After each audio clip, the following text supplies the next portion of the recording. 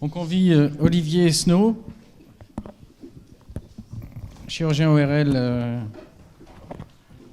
anciennement à Saint-Louis, qui va nous parler du traitement par ultrason des nodules thyroïdiens.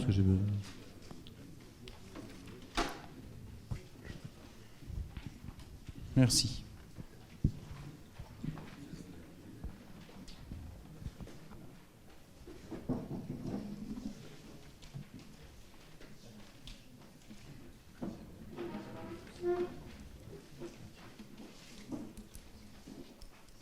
C'est normal, c'est Keynote.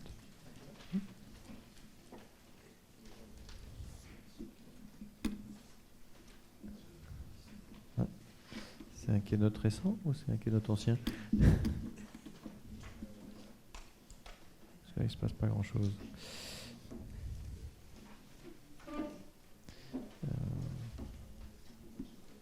Ah non, je préférerais que ça s'ouvre sur Keynote, tant qu'à faire. Ouvrir.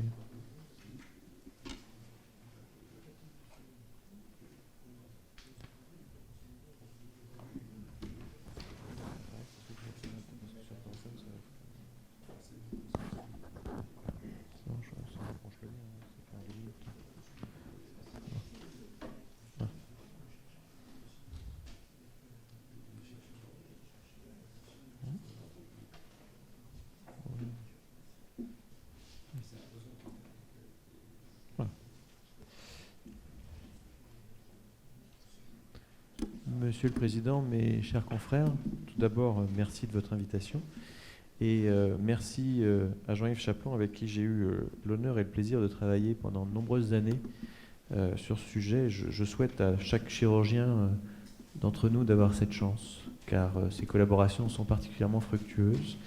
Alors, Alexandre Carpentier nous proposait un voyage tout à l'heure. Je vais essayer de faire de même avec un voyage entre une idée qui était juste une idée entre un collègue urologue d'ailleurs, puisqu'il s'agissait de François Desgrandchamps qui à l'époque utilisait la Blaterme dans le vestiaire du bloc de l'hôpital Saint-Louis, et moi, où on s'est dit, tiens, qu'est-ce qu'on pourrait bien faire dans ma spécialité, qui était la chirurgie faciale et cervicale, avec cet appareil, et est-ce qu'on a la possibilité de développer quelque chose là-dedans?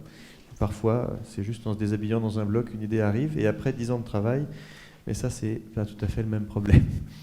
Voilà, juste pour un petit rappel sur les nodules thyroïdiens que vous connaissez tous très bien, c'est une incidence qui est de plus en plus importante, qui touche plutôt les femmes. Il y a bien plus de nodules thyroïdiens que de nodules toxiques. Et en gros, 5 à 10% de ces nodules sont des cancers.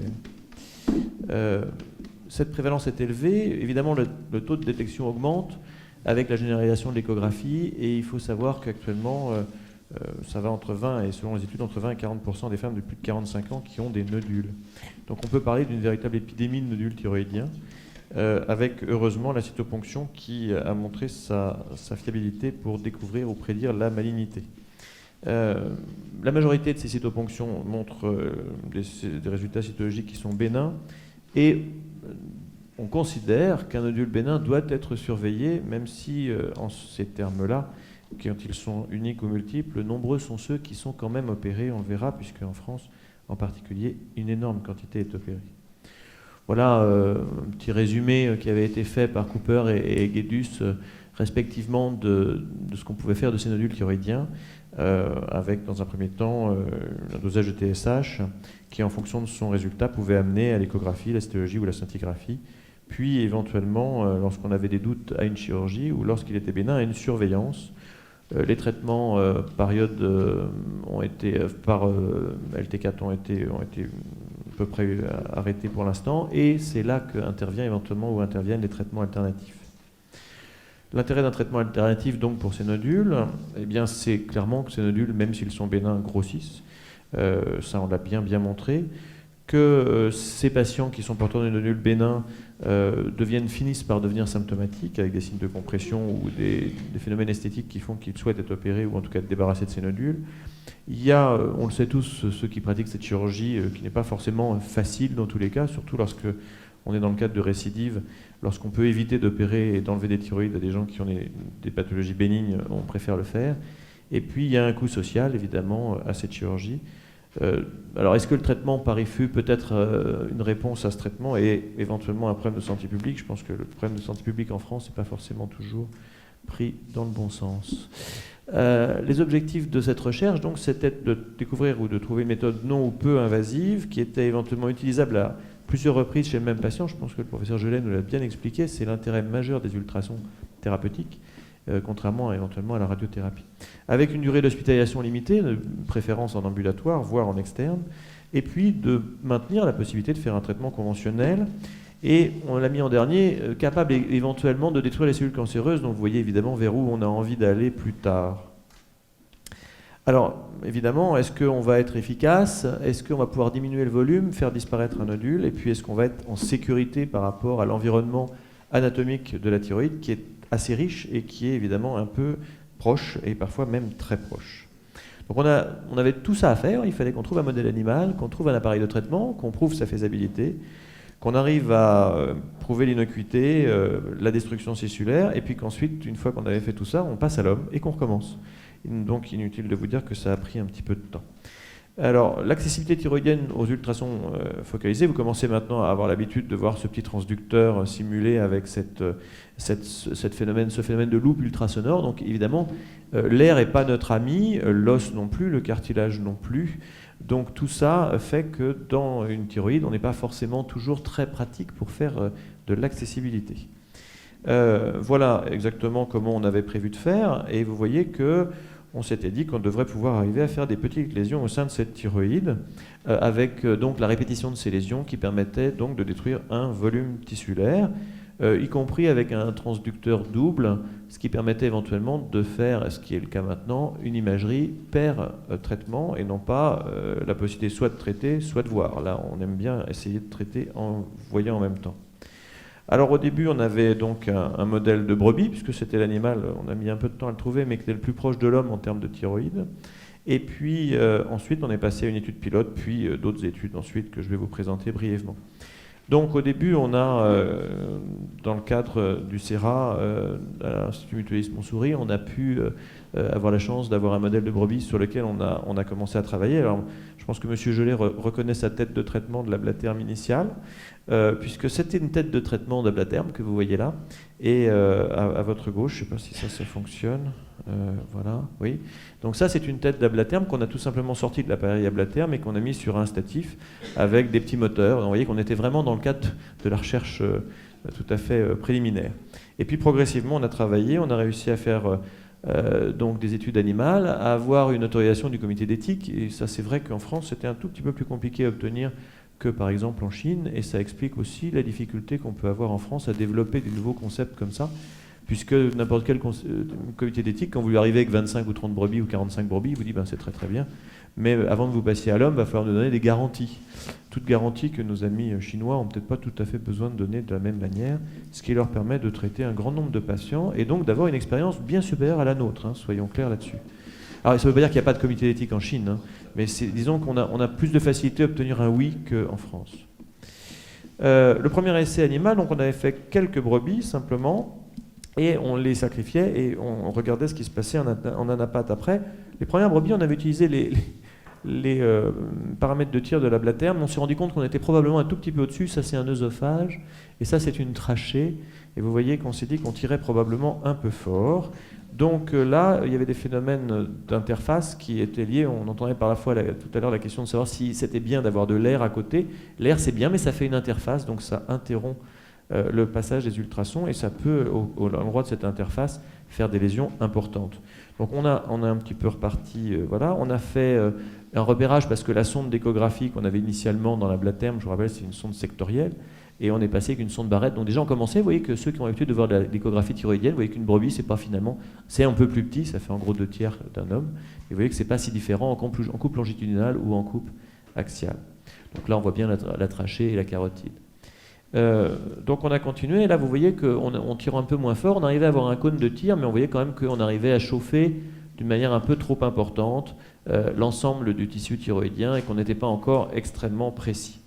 Et puis on a travaillé encore, essayé de trouver un système qui ne permettait pas vraiment d'avoir du temps réel, mais on a réussi, en entourant tout ça avec un ballonnet, a continué à travailler, et vous voyez que maintenant on arrive sur une thyroïde de brebis, ça c'est un lobe complet, vous voyez qu'on arrive à détruire une petite partie de ce lobe sélectivement. Alors évidemment on est toujours avec des appareils qui ne sont pas très sexy, et des têtes de tir qui sont encore assez grosses, puisque vous voyez qu'on avait soit de l'imagerie, soit du tir. Et évidemment, le cou long de la brebis nous aidait un petit peu à placer des gros appareils. Et puis, vous voyez, on a un peu progressé et on arrivait à avoir des lésions qui prenaient la moitié d'un lobe, qui prenaient une partie un peu moins importante d'un lobe, voire, vous voyez, qui permettaient d'avoir des limites de sécurité de 1 mm en dessous, là où étaient censés se trouver les récurrents de ce charmant animal.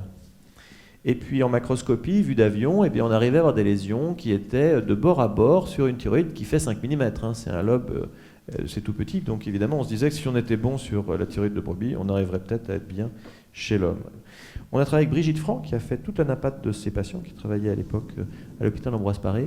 Et vous voyez ici quelque chose que vous connaissez bien en histologie, qui est du tissu normal thyroïdien avec des vésicules. Là, de la nécrose de cavitation, complète avec de la coagulation des protéines dont parlait Jean-Yves tout à l'heure. Et puis entre les deux, un aspect qu'on retrouvait avant dans les tissus qui avait été traité par thermothérapie ou pyrothérapie, c'est-à-dire on les chauffe modérément et ça fait comme une thyroïde jeune, comme une thyroïde embryonnée. Voilà typiquement ce qui se passe avec le temps, et vous voyez que cette lésion macroscopique va être progressivement lysée de façon centripète, puisque évidemment on a détruit la vascularisation au milieu. Plus ou moins important, donc ça c'est à fort grossissement, vous voyez une nécrose de coagulation complète, et puis on peut avoir, lorsqu'on traite avec des puissances un peu inférieures, on peut avoir ici des décollements épithéliaux ou des noyaux qui deviennent en fait beaucoup plus pâles, et ça en fait c'est létal, mais on ne le savait pas encore à l'époque.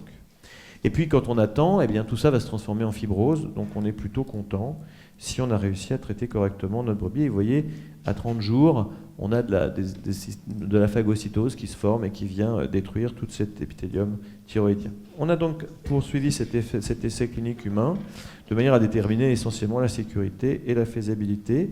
Mais, et ça j'y avais beaucoup tenu à l'époque, c'était quand même des cas où, à 15 jours après l'IFU, on faisait une chirurgie de manière à prouver l'efficacité histologique de ce qu'on faisait. Ça, c'était donc un bénéfice, sans bénéfice individuel direct à l'époque, et obtenir ça d'un comité d'éthique français, je peux vous dire que ça a demandé quand même beaucoup de travail. Les critères d'inclusion, je passe rapidement. Évidemment, on avait une indication chirurgicale sur au moins un des 2 nodules, et puis il nous fallait une marge de sécurité qu'on avait définie à 3 mm, donc vous voyez que par rapport à beaucoup de traitements, 3 mm c'est pas beaucoup, et on arrivait déjà à l'époque à avoir des marges de sécurité assez faibles. Évidemment, on ne traitait pas des patients qui étaient suspects de cancer, et au bout de 15 jours, donc entre 15 jours et 30 jours, on les opérait. Là, on avait maintenant de l'imagerie en temps réel, parce que vous voyez 2 transducteurs avec une sonde Barrett entre les deux, et vous voyez les lésions que vous avez déjà pu reconnaître grâce à M. Gelet tout à l'heure, où en fait on arrive à placer des lésions dans la thyroïde, et c'est l'opérateur qui va, coupe par coupe, poser ces lésions et définir un volume.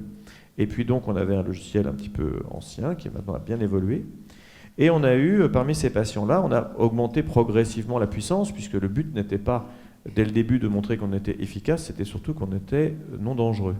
Et on savait qu'on était un petit peu attendu au tournant, et que si on avait des lésions importantes sur des récurrents de la trachée ou de l'œsophage, comme j'ai pu vous montrer avant chez la brebis, ça allait mal se passer chez l'homme, et on voulait pouvoir continuer. Donc je vous passe les détails, on a augmenté progressivement, juste le tableau de gauche, les puissances, on est parti de puissances extrêmement faibles jusqu'à des puissances beaucoup plus importantes, et juste pour vous montrer, on a réussi comme ça sur ces 22 patients à arriver à définir, alors ça c'est le chance du débutant, c'est le premier patient, on avait traité un nodule, on a juste traité le centre du nodule, et coup de bol, si je puis dire, on a traité le vaisseau qui vascularisait le nodule, donc forcément là ça marche très bien, et vous voyez qu'on a une destruction complète du centre du nodule, mais ça c'était vraiment la chance. Par contre, après, avec les meilleurs paramètres de tir, on a pu ici, vous voyez sur un nodule que vous voyez assez bien ici, vous voyez que ce nodule devient hypodense en échographie, hypoéchogène, et que à J15, et que secondairement, pareil pour ce patient-là, en post-IFU immédiat, vous voyez ce nodule-là qui vient d'être traité, et puis vous le voyez, le même à 15 jours, qui maintenant est complètement vide échographiquement, avec même un petit séquestre à l'intérieur, et vous voyez que quand on a fait la napate et la macroscopie, ce séquestre avait disparu, il ne restait plus grand-chose du nodule. Un autre patient, où là, pareil, en post-IFU immédiat, vous voyez, sur un nodule un peu plus gros, on commençait à s'enhardir. Et là, on arrive maintenant, juste après, vous voyez, à avoir à J15 quelque chose qui est beaucoup plus hétérogène et un nodule qui a été correctement détruit. Donc, ces résultats chez l'homme montraient ce que je vous ai dit tout à l'heure et qui était superposable à l'animal, c'est-à-dire des nécroses de coagulation, des thromboses, des décollements, des cavitations. Tout ça permettait d'obtenir une sécurité, puisque chez ces patients-là, dans le premier essai humain, les 25 que vous avez vus là, on n'a pas eu d'effets secondaires graves. On a eu quelques petites brûlures cutanées extrêmement superficielles, ce qu'on appelle des petites blisters, des petites bulles qui disparaissaient en quelques jours. Et on a pu donc se dire qu'on avait une chance de passer à travers la peau pour traiter ces nodules. On a donc, en s'enhardissant, continué à faire ça avec des nodules bénins, avec donc le professeur Laurence Lénart et Agnès Rouxel à la Pitié-Salpêtrière, où on a pu mettre en place un protocole de nodules bénins euthyroïdiens évolutifs avec, je vous passe sur l'étude pilote qui était d'une vingtaine de patients avec des patients en surveillance, et l'idée était de dire est-ce qu'on arrive à diminuer la taille de ces nodules et à ce que ça soit durable. Voilà, le même principe, on éliminait les cancers. Voilà typiquement une échographie d'un nodule traité. Alors la difficulté évidemment c'est de traiter tout le nodule. Et avec l'appareil qu'on avait à l'époque, c'était juste impossible. Donc vous voyez qu'on traitait une partie seulement des gros nodules, avec un phénomène de cavitation également. Et au Doppler, vous voyez avant et après IFU, on voit qu'on a une zone, comme le montrait M. Jolet tout à l'heure, on a une zone où on n'a plus de vascularisation et où donc on a toutes les chances que ce nodule disparaisse. Par contre, comme on l'a dit, la détertion de ce nodule elle est centripète et ça va prendre du temps. Voilà, une autre patiente avec le même typique cas de nodule qui progressivement va disparaître. Alors, juste pour vous montrer ce cas de nodule bénin, on a eu entre donc, un groupe observation et un groupe IFU. Comme on ne traite pas tout le nodule, au bout d'un moment, le nodule qu'on a traité va regrossir aussi, mais évidemment beaucoup moins vite que l'observation. Et si on avait traité tout le nodule, il est probable qu'on aurait des courbes qui seraient bien meilleures. Voilà, juste pour vous montrer qu'on peut aussi faire du nodule chaud, ou du nodule toxique, avec un jeune patient qui avait un adénome toxique comme ça, qu'on voit qui était un tout petit nodule, qu'on voit ici, qui a été traité en externe, sous anesthésie locale pure. Et vous voyez que 14 et vous voyez le Doppler qui s'éteint complètement quelques temps après l'IFU et la scintigraphie qui redevient normale. Voilà, la dernière étude que je ne résiste pas de vous montrer qui a été faite à Sofia, pas du tout sous ma direction, mais avec une charmante dame qui s'appelle Roussanka, et qui a fait ça donc en Bulgarie, puisque maintenant c'est de plus en plus dur de faire des études cliniques en France. Vous voyez qu'on est obligé de s'exporter dans d'autres pays. Et donc là, elle a fait donc, une étude qui était à peu près la même que celle qu'on avait fait initialement, avec une vingtaine de cas, et qui montre cette fois-ci donc une baisse significative. Alors je ne sais pas, peut-être pas très visible, ça c'est toute la cohorte, et donc une baisse significative de volume au 6e mois chez les patients traités. Voilà, donc on est dans le cadre des alternatives à la chirurgie, avec donc tout un tas d'autres choses. Il y a l'alcool absolu, la radiofréquence, le laser, mais tout ça est assez invasif. Les gens qui en font sont les premiers à le dire, alors que l'IFU est quand même non invasif. Voilà, j'en conclus avec les perspectives. Donc un suivi à long terme, des études randomisées multicentriques, et on peut espérer un jour avoir un remboursement, personne ne peut en rêver plus que nous, de ces techniques de chirurgie alternative. Et c'est vrai que sans ces techniques de chirurgie alternative, je pense que nous resterons toujours sans évoluer. J'en profite pour remercier tous les gens qui ont participé à ces différents travaux et vous montrer d'où on est parti, les prototypes qu'on avait, et Jérôme Lebon, qui nous a quittés malheureusement au cours de ces études-là, et qui était un des piliers de Théraklion, la société qui a été créée sur ce projet de recherche. Merci de votre attention.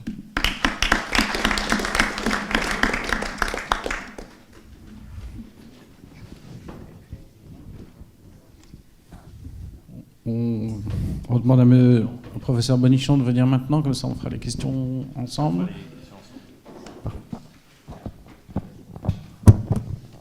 Philippe Bonichon va nous parler de l'application aux glandes parathyroïdiennes.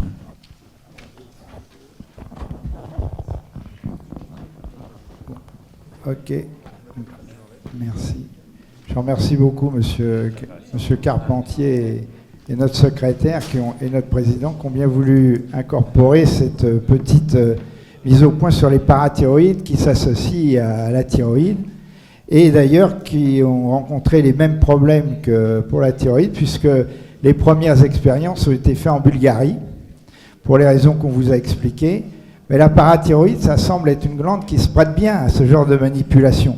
C'est superficiel, c'est petit, on a l'impression qu'avec un petit coup de diffus, on va régler le problème en quelques minutes. Expérience sur la chirurgie parathyroïdienne. Alors, on a fait deux études, mais je ne vais vous en présenter qu'une.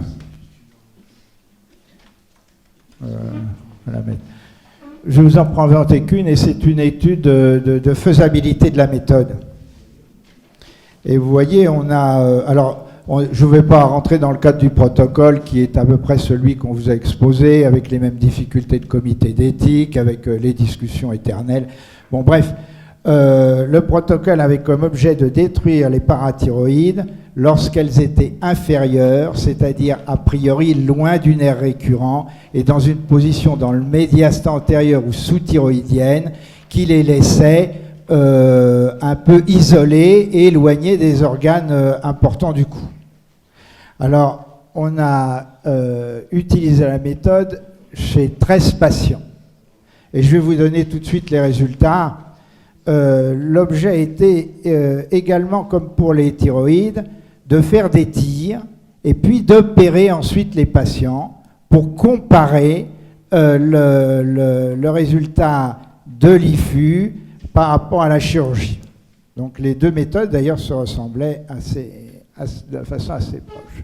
Et vous voyez que malgré les précautions qu'on a prises, eh bien en fait on a abandonné immédiatement 9 patients qui n'ont pas pu rentrer dans l'étude. Donc c'est pas si facile que ça de traiter des parathyroïdes quand on veut s'y mettre. Il y a deux localisations qui étaient imprécises parce que c'est parfois assez difficile de savoir la parathyroïde si elle est inférieure ou elle est supérieure. Elle est parfois dans une zone d'ambiguïté entre les deux zones, et quand elle était dans cette zone d'ambiguïté, on ne la retenait pas. Deuxièmement, 4 patients, on a vu que malgré ces précautions, la parathyroïde apparaissait trop proche de la thyroïde, trop proche du nerf récurrent ou trop profonde, parce que, en particulier lorsque j'ai été épais avec un coup assez fort, eh bien même si elle est inférieure, la parathyroïde peut apparaître profonde. Il y a des patients qu'on n'a pas pu faire pour cause d'une rigidité du cou. La parathyroïde, c'est souvent une maladie de l'homme ou de la femme d'un certain âge, et par conséquent, il y a souvent une arthrose qui empêche le positionnement de la sonde. Et puis, ça c'est exceptionnel, mais il n'y a que dans des études comme ça qu'on trouve la paralysie préopératoire. Bon, parce que dans le protocole, il y avait évidemment une laryngoscopie faite avant d'opérer le malade, et l'une des laryngoscopies a permis de découvrir une paralysie préopératoire. Ce qui d'ailleurs, entre parenthèses, nous a permis d'utiliser le NIM et de savoir exactement où siégeait la paralysie récurrentielle. Bref, c'est un autre sujet. Et puis dans 4 cas, eh bien, on a pu réaliser le protocole tel qu'on l'avait envisagé. Mais malheureusement, on a eu une paralysie récurrentielle sur les 4 cas. Heureusement, elle a été transitoire. C'était un patient, et heureusement, c'était un patient très jeune qui avait trouvé l'adresse de Théraclion sur Internet et qui avait demandé à se faire traiter par IFU. Bref, la paralysie récurrentielle, heureusement, arrive. Si bien qu'on a décidé d'arrêter l'expérimentation. D'abord parce que les sujets étaient trop rares. Deuxièmement, quand même, ce taux de paralysie récurrentielle, ça nous avait un petit peu refroidi. Troisièmement, c'est quand même une méthode qui est longue par rapport à la méthode qu'on avait mise au point avec M. Chapuis sous anesthésie locale, où ça dure 20 minutes et on retire l'adénome parathyroïdien.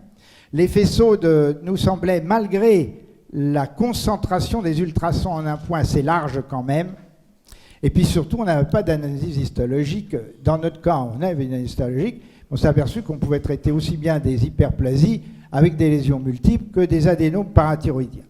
Alors, est-ce à dire qu'il faut abandonner totalement la méthode? Ben, peut-être pas. Peut-être qu'on est arrivé trop tôt, comme souvent, parce que j'ai l'impression que si on arrive à avoir des faisceaux suffisamment longs et souvent précis, peut-être on pourra reprendre la méthode, peut-être on pourra avoir dans l'avenir des échographies qui soient beaucoup plus fiables encore et qui montrent une anatomie encore plus précise de la glande parathyroïdienne. Et là, je me souviens, Monsieur Chapuis, vous vous souvenez certainement de ces malades de temps en temps qu'on opérait au bout d'une heure ou 1h30, on ne trouvait pas la parathyroïde. C'était très rare, parce qu'en général, on la trouvait quand même. C'était très rare, et le malade, le lendemain, était guéri. Et la conclusion qu'on en tirait, c'est que vraisemblablement, à la suite de manipulations très profondes au niveau du cou, on avait accidentellement détruit l'artère parathyroïdienne et que la glande se nécrosait. Donc, peut-être dans les zones de recherche qui seront à venir, eh bien, on pourra découvrir cette artère parathyroïdienne, mettre un shot dessus, et alors là, ça sera sûrement très efficace, très rapide, et que la méthode sera peut-être utilisable. Voilà, je vous remercie, excusez-moi d'avoir été un peu... Alors Yves Chapuis avait demandé la parole. Oui, moi je n'attends pas qui va intervenir après Jean-Philippe Bonichon, qui nous a rappelé notre expérience qui remonte déjà à, je crois, plus de 25 ans. D'ailleurs, ça avait fait l'objet d'un débat ici même, en particulier par notre ami dirigé par Charles Proy, qui, quelques années plus tard, nous a dit effectivement c'est une technique, c'est d'abord unilatérale sur les locales, qui mérite d'être retenue, mais je ne vais pas parler du problème des ultrasons. Alors, moi, ce qui m'a frappé un peu, justement, c'est le souci que vous avez de traiter des adénomes thyroïdiens par cette technique. J'ai lu récemment un papier disant qu'en France, nous enlevons beaucoup trop d'adénomes bénins et que si il y avait systématiquement, après repérage échographique, enfin, sur des adénomes, et on l'a vu, qui ne sont pas très gros, une cytoponction fiable, on pouvait parfaitement arrêter là. Or, ce que vous nous avez montré, c'est une procédure diagnostique, thérapeutique, et puis après une intervention chirurgicale pour confirmer, qui multiplie des actes. Or, visiblement, à l'heure actuelle, il y a la question qui se pose justement de la responsabilité qu'ont les chirurgiens de limiter les actes au nécessaire. Et ça, c'est une vraie question qui est pas seulement une question d'ordre économique, stratégique, mais également, je pense, d'une certaine façon éthique. Voilà ce que je voulais dire à propos de votre très belle présentation.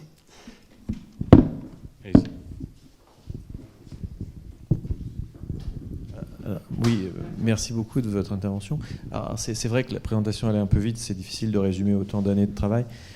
Tous les patients qui ont été opérés dans l'essai où ils étaient opérés avaient au moins 2 nodules, dont un qui justifiait la chirurgie, parce que soit la cytoponction était maligne, soit elle était indéterminée. Donc on n'allait pas évidemment éthiquement traiter des patients, mais on cherchait un autre nodule qui était à distance pour ne pas interférer avec l'histologie du nodule qui justifiait la chirurgie. Et on cherchait un autre nodule à distance. Comme de toute manière on savait qu'il y aurait une thyroïdectomie totale, on voulait être sûr de pouvoir ne pas interférer avec l'histologie du nodule qui justifiait la chirurgie, mais à côté de ça, avoir une histologie d'un nodule plus petit, puisque c'était les premiers patients qu'on traitait, et il n'était pas question pour nous d'aller nous amuser à opérer des patients juste pour le plaisir. Donc ça, c'est pour répondre à la première partie de votre question. La deuxième partie de votre question concernait le fait que ces nodules sont bénins et qu'il ne faut pas les opérer. On est tous absolument d'accord sur ce point. Si un nodule est petit, bénin en cytoponction et qu'il y a une échographie et aucun signe de gravité à côté, on est tous d'accord qu'il ne faut pas l'opérer. Le problème qui se pose, et c'est tout le problème d'ailleurs de ces recherches-là, c'est qu'on sait que ces nodules bénins vont grossir. Et dans la vraie vie et le vrai monde dans lequel on vit, surtout en France, je vous l'accorde, il y a d'autres pays comme les États-Unis où vous voyez des patients se balader avec des boîtes multinodulaires parfois monstrueuses sans avoir été opérés. J'en ai vu dans des cabinets d'endocrinologie américains, ça m'a même surpris de voir qu'ils n'avaient pas été opérés, pour vous dire. Mais c'est vrai qu'on a un certain nombre de ces patients dont les nodules vont grossir, qu'ils soient bénins ou pas, cytoponction tout à fait bénigne ou pas. Et ces patients-là vont être opérés. On le sait bien, puisqu'en France, sur l'ensemble des thyroïdes opérés, 2 tiers de ces thyroïdes sont opérés pour des nodules bénins sans signe de compression. Alors, évidemment que c'est tout un problème. C'est-à-dire quand on veut obtenir un remboursement pour une technique, de dire, écoutez, le problème c'est que la pratique médicale et chirurgicale fait que ces patients sont opérés, peut-être à tort, mais ils le sont, et on voudrait remplacer cette pratique chirurgicale par quelque chose qui soit un traitement qui permette de diminuer ou de faire disparaître ces nodules pour éviter à ces patients de se faire opérer. C'est très compliqué à justifier, on est tous d'accord là-dessus. Et c'est toute la difficulté. Mais la vraie vie, c'est que 2 tiers de ces patients vont être opérés pour des nodules bénins à cytoponction normale. Donc ça, c'est vrai que c'est un problème. Alors le problème qu'il y a, c'est qu'en fait, actuellement, on a d'un côté la surveillance, et puis de l'autre côté la chirurgie. Et entre les deux, on n'a rien. Et tout le problème des IFU, comme de tous les traitements alternatifs, ça va être de proposer quelque chose à l'intérieur de ce no man's land entre la surveillance simple et la chirurgie. Qui veut, oui. Prenez le micro. La limite de taille des nodules, c'est à peu près combien selon vous? Parce qu'on voit parfois des nodules de 5-6 cm. Vous voulez dire la limite de taille de nodule traitable? Alors il n'y a pas de limite de taille de nodule traitable. C'est-à-dire qu'à partir du moment où on n'a pas de limite de nombre de traitements qu'on peut faire, il n'y a pas de limite de taille. Après, il y a des limites qui sont liées à la machine elle-même, à l'aspect purement mécanique de la machine. On parlait tout à l'heure de focalisation dynamique, par exemple. C'est vrai que nous, on avait une machine où on n'avait pas de focalisation dynamique, donc notre point focal, il était fixe. Donc on était obligé de bouger la machine, c'était un petit peu compliqué. Tout ça, c'est des aspects techniques, mais on peut parfaitement traiter des nodules assez gros ou faire diminuer la taille de ces nodules jusqu'à ce qu'ils deviennent asymptomatiques, par exemple pour un nodule qui était compressif. On a un certain nombre de cas de patients qui avaient des nodules avec une véritable compression. C'était l'étude qu'avait fait Laurence Lennart à la Pitié et qui donc s'adressait à des patients qui étaient gênés avec des signes compressifs. Et on avait évidemment, puisqu'on diminuait la taille des nodules, une disparition de la compression. Donc il n'y a pas de limite de taille véritablement. Mais c'est vrai que sur les premiers patients qu'on a traités, on voulait traiter des petits nodules parce qu'on ne voulait pas, on voulait avoir une marge de sécurité. Et sur traiter les premiers patients, je pense que si on s'était attaqué à des gros nodules dans le cadre de gros goitres multinodulaires, on aurait eu le comité d'éthique au basque. D'autres questions? La difficulté dans les techniques alternatives à la chirurgie, c'est que il y a 2 difficultés. Il y en a une, c'est si on veut que ces techniques soient sur le plan scientifique bien montées, on est obligé de multiplier les examens. On ne peut pas faire autrement, parce que sinon on dit oui, mais vous n'avez pas pensé à ça, vous n'avez pas vu ça, vous n'avez pas la preuve de ça. Donc c'est obligé de faire plus d'examens. Et d'ailleurs, dans toutes les études de médicaments, il y a beaucoup plus d'examens que d'examens faits en réalité, puisque même on fait payer des surcoûts aux hôpitaux qui font les études pour prendre en charge, vis-à-vis de la sécurité sociale, ce surcoût d'examen. La deuxième chose, donc c'est normal de le faire, si on veut répondre aux questions. La deuxième chose, c'est qu'en effet, on peut avoir ensuite des déviations, des dérives, si, sous prétexte qu'une technique est efficace, elle est utilisée alors qu'elle n'est pas nécessaire. Alors ça, c'est un autre sujet. Mais actuellement, on note quand même que pour des raisons purement économiques, on aboutit à des recommandations qui sont un peu perturbantes parce qu'elles sont contre tout progrès scientifique. Si je prends l'exemple que je connais le mieux, qui est celui de l'urologie et du cancer de la prostate, on en est actuellement en disant que le cancer de la prostate, il ne faut plus le rechercher, alors qu'on est, et Albert Gellet a très bien montré, en train de prouver qu'on a actuellement des techniques qui permettent de traiter des cancers de la prostate de façon focalisée, éventuellement de façon répétitive. Donc on peut s'adapter à l'âge du malade, à la difficulté, au terrain, etc. Et donc d'éviter des traitements plus graves. Et que si on ne fait pas ces études parce qu'on décide de ne plus faire de PSA, on va retomber, comme en 1980, comme quand j'étais président de la Société française d'urologie, on disait qu'il faut quand même faire des touches à recto, parce qu'on a, en 1980, 70% des cancers de la prostate sont découverts à un stade métastasé.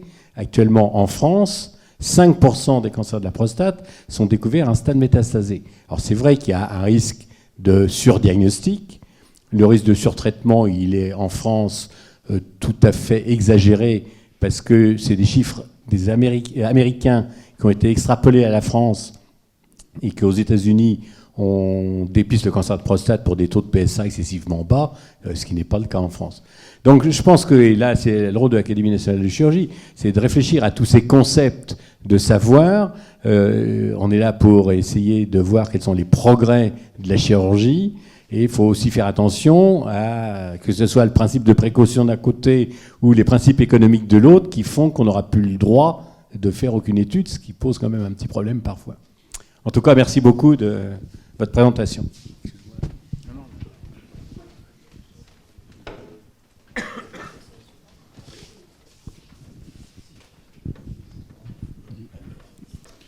Donc on a vu la prostate, on a vu la thyroïde et la parathyroïde.